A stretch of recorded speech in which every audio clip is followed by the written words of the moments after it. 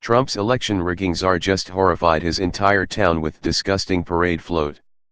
You've probably never heard of the city of Shawnee, Kansas, and the citizens of Shawnee were probably fine with that.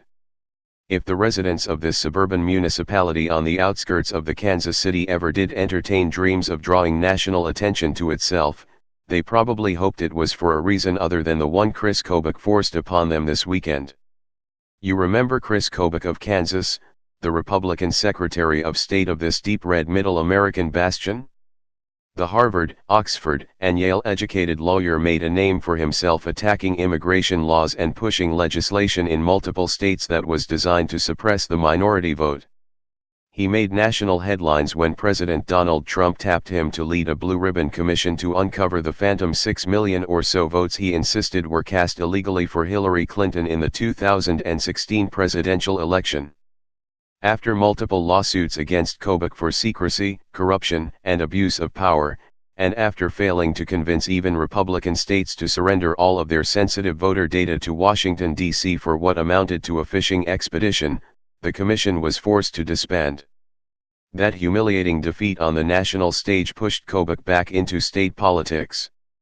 Today he's in the middle of the race to replace the catastrophic gubernatorial reign of Sam Brownback.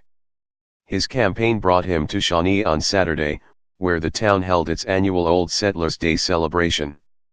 The centerpiece of Old Settlers Day is a parade through town, and Kobach decided to participate in it by riding on a float of sorts. That is, if you call a military jeep painted in an American flag-themed livery armed with a .50 caliber machine gun afloat.